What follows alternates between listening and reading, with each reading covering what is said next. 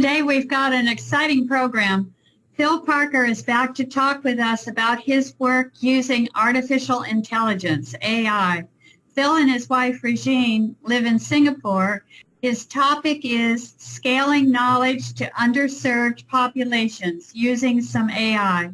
Professor Parker with INSEAD will demonstrate advanced methods in generating and distributing knowledge using natural language generation, which is a branch of artificial intelligence involving textual analysis. The project is called Botipedia and generates in real time billions of Wikipedia-like articles from upstream data sources and allows these to be displayed in over 100 languages used by lower income populations. This new system is scheduled to be open to public use sometime later in 2021. Phil is the INSEAD Chair Professor of Management Science at INSEAD. He specializes in using AI methods in the field of content creation. He has worked on many projects with a number of organizations like the Gramian Foundation and the Bill and Melinda Gates Foundation, delivering local language content via rural radio and mobile phone networks to remote populations. He's taught or been a visiting scholar at UCLA, Stanford University, Harvard University, and MIT. Phil wanted us to know that he was a Rotary Exchange student in Dijon, France in 1978 when he was in high school in Fallon, Nevada. Let's welcome Professor Phil Parker. All right, thank you very much, everyone. And Gail, thank you for the introduction, and Gary as well. Thank you for inviting me to come back. Some of you, I'm sure, I know I've had a chance to meet with you separately, some of you, and had a chance to speak to you earlier, but some of you may not have heard already some of the work that I'm doing. So what I'd like to do is give a 1-minute tour of kind of the old stuff, just to bring everybody back to speed on that. And then at the last Rotary meeting that I attended, someone asked at the very end, well, what are you working on next? And I kind of explained that I wanted to map every known concept to and from every language across the world so that anyone could extract whatever they wanted from that big graph or matrix. And I said, but it's a bit early, so I don't have anything to show. Well, you're going to be the first public audience. I'm going to give you a back-end tour. I have worked with a group of 18 developers. So it's kind of like a skunk works of sorts, where we kind of work on applications. And I'm going to give you a sneak preview of it going there. Now, I understand, Nick, that you've given me the right to share. Is that all right? That is so. fine. I'm going to blast through a bunch of boring PowerPoint things really quick here. I'm not a PowerPoint person at all, so forgive my ineptitude here. But the basic idea is the following. If you go to an American bookstore, there are thousands of books for self-help, like in Barnes & Noble or Borders, etc. A huge self-help section. And you go to a French bookstore in France, there's a small self-help section. And you might think the French are centered and Americans are flipped out. They don't know how to do anything, so they have all these self-help books. But the truth is, there's less people who speak French, so the economics of publishing in the French language are not very good. Less people speak Croatian than French, so there's even a smaller publishing industry in Croatian, for example. You go to Swahili, etc. So you end up getting in this interesting power curve where few languages have a lot of content. These are Wikipedia articles, but most of the world's languages have very, very few, including languages that have tens of millions or hundreds of millions of people simply don't have a lot of content. I was working heavily using algorithms to create content in some of these small languages. One of my earliest projects was with the Rotary Club in Sebastopol, California, giving away math books in local languages. These are languages that had never had a math book before. And we started producing math books for kids, and they had to sign a pledge that they would share the math book with their families, etc. And it's a very interesting exercise. The Gates Foundation heard about this and said, Phil, can you possibly get all of the world's agricultural information in the hands of a remote farmer in their local dialects? So you might have read about people using Android phones to get crop tips or weather reports or things like that. And so INSEAD's team that we have is still maintaining that system. It's used in about 90 countries around the world, giving weather reports and crop tips and radio station reports. And it's a very standalone system. And then I asked the Gates Foundation if they would be interested in sponsoring, kickstarting, so to speak, the idea of saying, well, let's go beyond agriculture and let's do every known possible concept that might exist. Agriculture is just a variable in a database.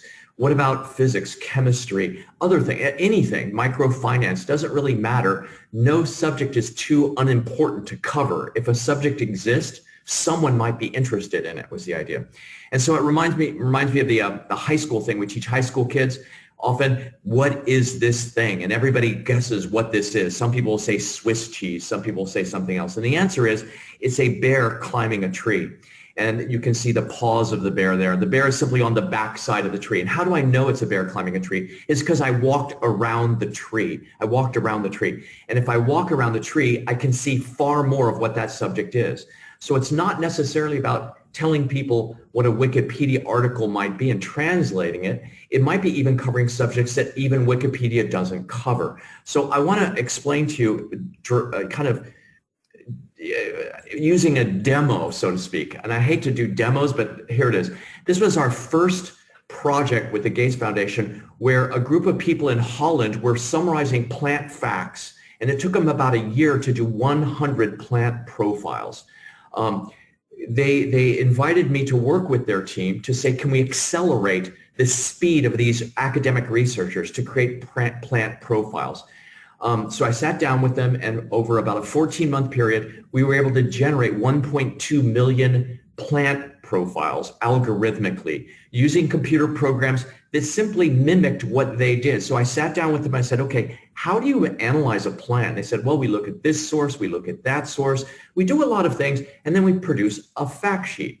I said, okay, would you mind if I wrote algorithms that mimicked what you did? So we're writing code that mimics what these researchers did. And the result is a portal. It's called Proto4U. It's still in use today. We developed this about 8 years ago or so.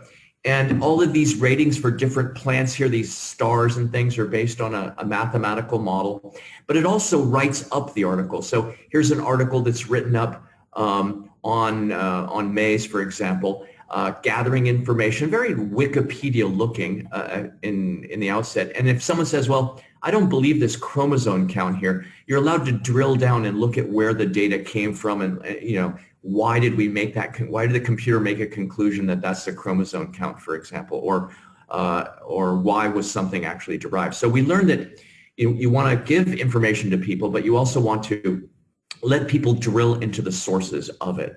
And that led to this portal, which is a different portal, which is the one that is now being used all over the place, which is more interactive with people. People with handsets can, for example, go into the field as agricultural extension workers, and they can walk up to a farmer and say, what kind of problem you have? I have a crop problem. And they go, okay, who are you? Are you an elderly female? Are you a young male? This information is only collected because nonprofit organizations want to know what kind of communities they're contacting.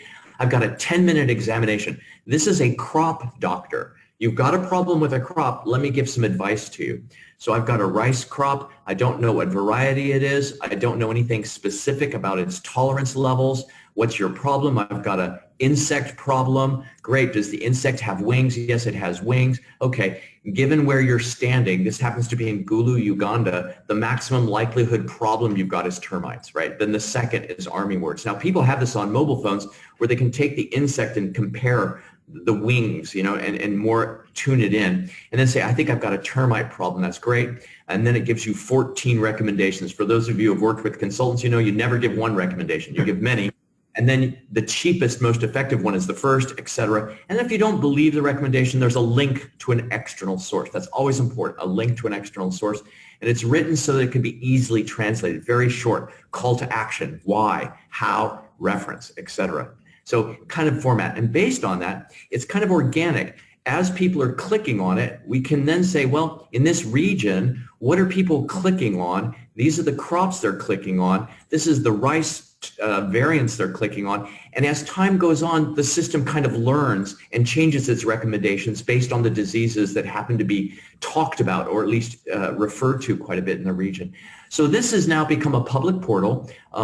Governments such as Afghanistan is running their entire Ministry of Agriculture off this portal. In India, the Reliance Foundation is now using it nationwide as one of their technology platforms, etc. Question, what if we took it farther? What if we said, let's not just do agriculture, let's do every known subject. So imagine you're a woman in Kenya with who speaks Kikuyu, and she has a lump in her breast, right? So she types in lump in breast in Kikuyu. What's going to happen is if she goes to Google, is she will discover there's no content available. The smaller the economic importance of a language, the less content is there. So she'll go to the national language, which is Swahili. She'll type in lump in breast and find out there's equally nothing on the internet for the keyword she just typed in. So she then will type in English, lump in breast. And there's tons of things, many, many things, right? Which means you'll almost have to be trilingual in order to get content for many of the world's population. And we estimate roughly to be about 1 billion people roughly have that problem. I'm going to have you experience that right now really quickly.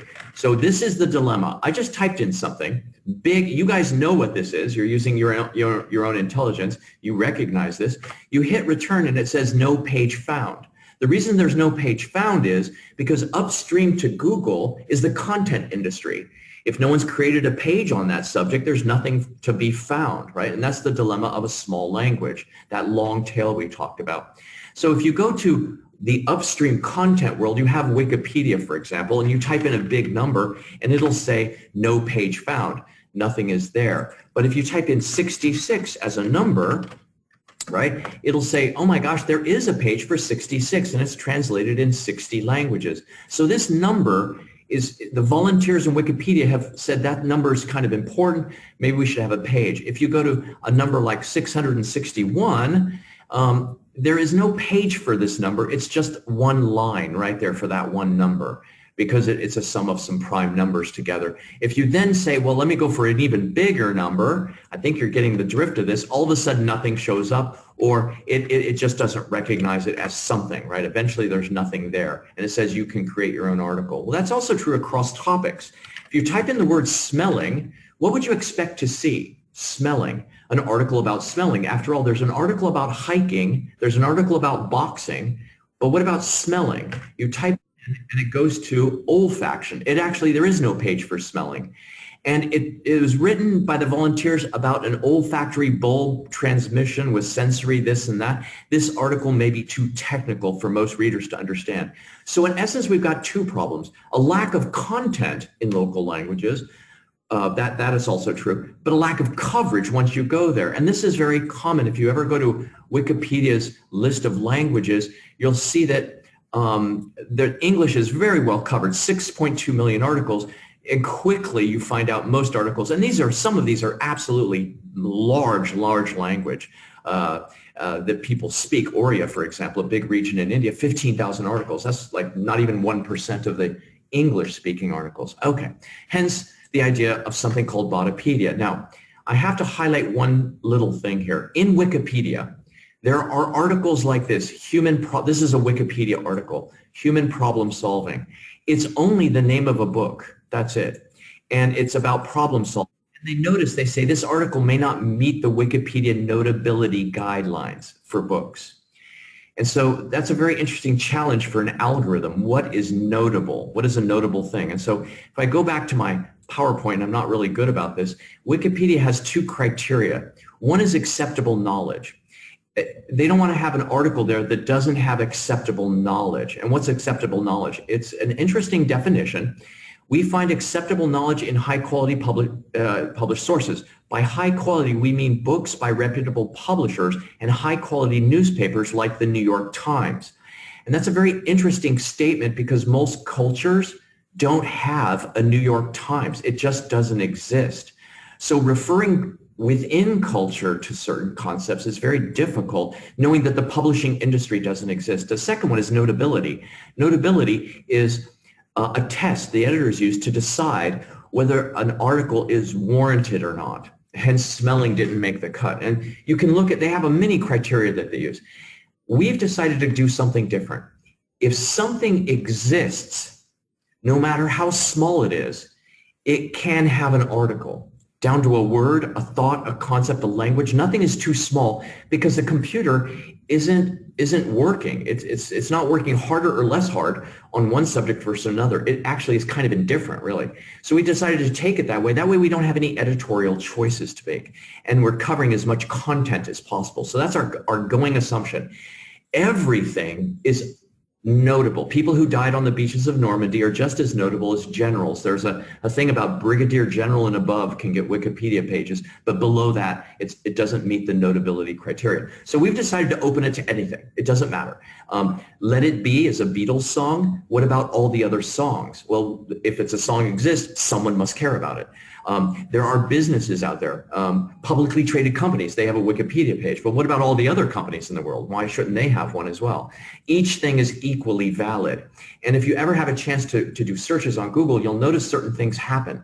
If you type in the word Christina and you go to the images, it's all one person. She's a singer named Christina Aguilera. If you type in Aguilera by itself, there's only Christina Aguilera. What about all the other Aguileras and all the other Christinas, all the other people? So the idea was to say that dentists are just, think of the cog of the rotary. No cog is more important than another cog, basically.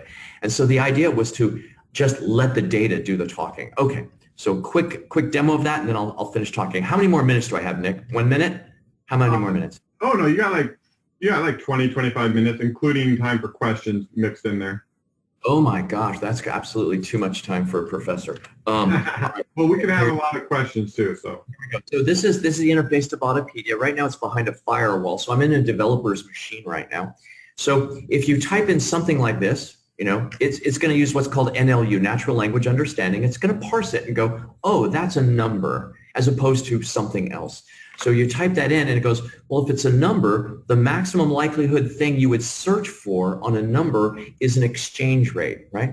And this is the exchange rate, and you can choose any number of currencies, and it explains what an exchange rate is. Or it could be the area of land or the units of accounting, kilobits versus whatever, or of data accounting, energy, frequency, length, arithmetic. And then you remember this from high school and from your elementary school. Nick, your kids are growing up, is it a natural number or a whole number, a real number, a decimal number, a simple fraction? So it's using a little algorithm to kind of diagnose every number. Literally right here are billions of articles. Every number gets the same page. But you'll notice in a minute, it's not exactly the same number. For example, if I type in this number, that's kind of an interesting number, less digits, right? A little less digits. If it's less digit, it might be part of a factorization of some larger number that we're interested in.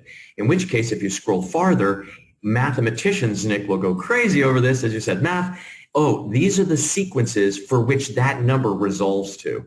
So now I can know what the source of what that number could have been. It could have been these integer sequences here, which only mathematician and cryptography people are interested in, but they might be. Now, that's a number. Why don't we look at that in Amharic? This is a Ethiopian dialect. So now it's writing it in an Ethiopian dialect, which might be interesting to some people, especially if you're from Ethiopia. I don't speak this language, so I'm going to go back. We could do it in a number of other languages. Croatian's an awful cool language, so we put it in Croatian as well, etc. So this is our top 100 odd languages we're going to do it. I don't speak Hungarian, Croatian, nor do I speak Amharic. If you go here and I type in Ziv Carmon, now Ziv Carmon is a colleague of mine. He was surprised when I showed this to him. You click that and it goes, oh, this is a researcher. How do we know that? We have a database of about 40 million people who've done researched articles. Well, that's an interesting profession. We also have tens of thousands of dentists and lawyers, and no profession is more important than any profession. So the entire cadre of any individual that might have done certain things, they're in our databases. So here's Ziv Carmon. It turns out he has expertise in these areas. These are some of his readings.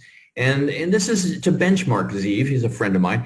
He's a legend, right? He has a lot of citations, and he's been around for a long time, right? He's been around a long time. He has a lot of citations. People down here are aspiring. People here are stars, right? They have a lot of citations. They've only been around a while. And these are pedagogues, people who actually teach a lot, but maybe have not got a lot of citation. Either way, you'll notice all four boxes are very positive sounding. You don't ever want to turn the academics against you right off the bat. And then I have the percentiles of where these academics rank by subject area. And because we've got this database-driven methodology, I can click on Amharic, and now there's an article written about this researcher in an Ethiopian dialect, right? So now we can expose that literature to someone else. Okay, so part of the interesting aspect of this is we ended up going back to the 19th century and typing in every possible, looking for every possible abstract of every possible thing that's been written. Anything that was been written that's interesting. Then we use natural language parsing to parse sentences. Think of, there's the Gutenberg project. There's about 70,000 books in that. Reading them all in and then parsing it and then scoring every sentence, every paragraph by, we call it a didactic score. How much does it educate you? Is it a high education or a low education thing? So when you go into Botipedia, this thing, let me go to Botipedia now, and I say I'm going to type in something like human problem solving. You saw what the Wikipedia article looked like. It was a little stub, but here it's as if it's doing a literature review for you. It's already read gigabytes and terabytes of data of articles, and it says, you know, this is the highest scoring blurb related to human problem solving, and it doesn't really matter what the subject is. So if you say, well, I'm interested in mathematical problem solving, just copy that for a second. In other words, we didn't have a list of topics. We find out what the computer, so it so happens there are paragraphs. The first time I've seen this myself, I'm just playing with it here. These are paragraphs from researchers, and we give credit to them, and you can link to their articles and stuff about mathematical problem solving. And as you go through it, you can realize that, you know, there's, you know, different things like mathematical problems. What are mathematical problems? In other words, it doesn't really matter what the concept is. A page can be written on the concept. That's the basic premise. So it doesn't really matter what it is. So you end up getting things like this. This is a something related to agriculture. It was a word that I could never pronounce properly, so I just decided to use this. And it comes out this way, and it gives the molecules. Now, by inference, you'll say, oh, because of the journals it was published in, probably it would be interesting to look at the mathematical equation that derives it, look at the chemical structure, the substance. So the farther you go down, the more geeky it gets. And that replicates what you find in Wikipedia. If any of you have ever looked at Wikipedia, most people simply read the first paragraph or two, and then after that, that's satisfactory. Okay, got it. You know, got the basic. As you drill down, it gets pretty intense. We noticed that some of them, when you copy and paste them into Word, Microsoft Word, they're over 87 pages long. They are huge. So what we decided to do is use, for now, a very concrete and compact format using tables. And these are Wikipedia tables, right? We're using their format. And sometimes we're going to be doing focus groups over the summer to see if we could do a better job at presenting it, because this is data overload, right? But all of this is about this cool thing. You'll notice this external links. So I had to build a search engine, like a Google of sorts, just for this section. And I had to make sure it was filtered for adult content because they polluted the internet with stuff. And so that took us at least a year to do that. Then we have images and videos and you know, a glossary associated with it and other things. Now, some of the dials we put in here kind of took people back, like this dial here. Here's the politics of news, where you say, I'd like to see news of a certain type. So I'm going to go up and just illustrate that, because this is where we're kind of moving. If I type in the name Trump, kind of a controversial word, right? And I put news, so I'm going to go into the news template. What we end up seeing is this. I want to see news that's maybe more on the left, right? And you get this. And then I want to see news that's more on the right. And in real time, it shows you the news on that word. And we do these dials for many of the sections. For example, I want to research historical documents in the 19th century. What year, what range, all these kind of dials. Basically, it's allowing the person using the data to manipulate the sources in real time, so that people can then say, oh, is there a controversy? There's, in Wikipedia, they have a section called controversy, and that's for controversial figures. Well, you'll never know if there's a controversy unless you look at both sides of the controversy. In other words, you have to walk around the tree, right, to see the bear on all dimensions. So we're ending up not saying that this source is, what was the word Wikipedia used? You know, high quality. Rather, we simply show all the sources and then let people dance around it. And sometimes that becomes very important because when you type in a word like this is a very ambiguous word, bass. Well, is it bass or is it bass? Is this a guitar? Is it an instrument? What is it? And to someone in math, I'm using this for you, Nick, maybe I'm interested in the Bass equation, the model itself. So these are the Bass models which are used for new product diffusion forecasting, right? And right now, normal engines that allow you to search, you cannot search for equations. But we found out that that was a very important thing to do. So we created an equation search algorithm, and we found out from mathematicians, just like in minority languages, their language is LaTeX or LaTeX. That's what they like to see it in. They don't like to see it in this format. They like to see it in this format or this format when they want to copy and paste it. So there's languages within languages if you want. And then the idea is to then scale it to all those different languages. And then if you go a little bit farther, you know how when you type in Google, you type in a word, you'll notice up at the top it says images, videos. Who determined those words? Well, that was the Google engineers who did. Well, what if I wanted to give the algorithm to the end user so that they can say, I want to write my own pages with my own. So my team has been working on the idea of shifting the macro algorithm setting to the other side of the equation. So this is an example of that. Hopefully this will work.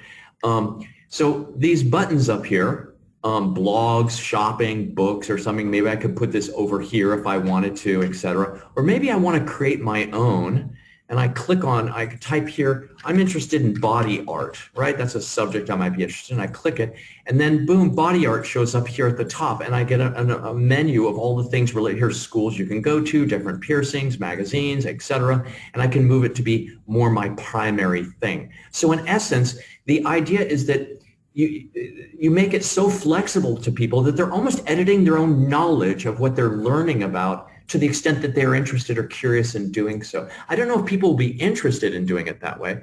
We'll find out. But at the end of the day, you end up being able to discover things, images and videos and television programs and things like that, because this is kind of unedited. So the idea is that upstream, we have this very raw, unstructured data. Often it goes through an editorial funnel, and then it goes to, let's say, a Wikipedia or to a blog. That human element is very costly. And in many cultures, there's just nobody who has the time or the leisure to do this. So we decided to look at this content space and looked for the deficits. For example, Wikipedia, you'll have an article about Half Moon Bay, which is near Silicon Valley. You'll find that many articles are very Silicon Valley, New York, and London centric in the English language. Well, what about the bays in Malaysia and the bays in Indonesia? So what we decided to do is say, if a bay exists, it gets a page. If a place exists, it gets a page. It doesn't matter. So we're doing roughly 40 million named places. We're doing 100 million individuals. So Wikipedia is at 6 million English articles. We're going to be roughly about 500 to 600 million articles, roughly, plus an infinite number of numbers because you can type anything you want in there. And then if you then go one step farther and say, well, let the user create it. This is a fly fishing engine that I created for myself because I really enjoy that. You type in Clouser, and it's kind of pornography for fly fishermen, really. It's all about fly fishing, right? And I see I wanted to have fish up here. I wanted Atlantic salmon. What kind of flies do I want to tie? The Adams fly. And maybe I want to include, I've lost my job because I'm fishing too much, so I put a little job tab up here, and I can look for jobs that are related to what I'm interested in. I've got tides, destination, rods, reels, and images. So I'm going to stop there. So that's an update on my project, and sometime during this summer, we're going to go through a massive focus group session to really drill down, see what kind of people's reactions are. And I have people from around the world that have volunteered to be kind of volunteer curators to kind of say, hey, in our culture, maybe do it this way or do it that way, or this would be a cool feature. We'll do a quick round of feature cleaning and then maybe launch it this summer. So that's an update of where I was on going for these minority languages. I think the fun part is seeing things, and I'll stop here, seeing things that people just are not expecting, like kind of like Easter eggs. Do you know what I mean? Like Like, how did this happen? Like, I just typed in the word smelling in Botipedia, and you get a thesaurus here, right? Kind of a cool thesaurus. And you could say, I want more of a thesaurus. I want to go even farther. So we let people look at our linguistic graph, and you can see it. And you say, well, I'd like to make it bilingual. So make it maybe, I don't know, maybe Croatian and English simultaneously. But the person is an Amharic speaker, so they go to Amharic, they look at this same synonym table, and they say, you know, I'm interested in, let me try to see, I think, there we go, there's Chinese. So now this is Chinese to Amharic. No one has ever seen this. This page is original. It's not even cached. It's just thrown out there for the first person to have ever clicked on this is the first person to have seen it, really. Here's Bengali or Hindi, I'm not sure what, with Amharic. Therefore, allowing cultures other than the English bridge to be accessing the content from any angle in case the content's created locally. So we have a huge amount of non-English content that are actually native that now English speakers can see that they wouldn't have seen otherwise. So that's kind of the last, there's Easter eggs like that that I think are quite exciting. We'll see how people react to that. Okay, Nick, I went 5 minutes over. I apologize. My apology. I think I just looked. I don't know even where to start with this. I mean, I'll stop sharing. That is pretty amazing. I guess the first question I have before I open it up to everyone else is if people want to be beta testers when you start this, is there an opportunity for that? Because according to the chat window, people want to start using it right now.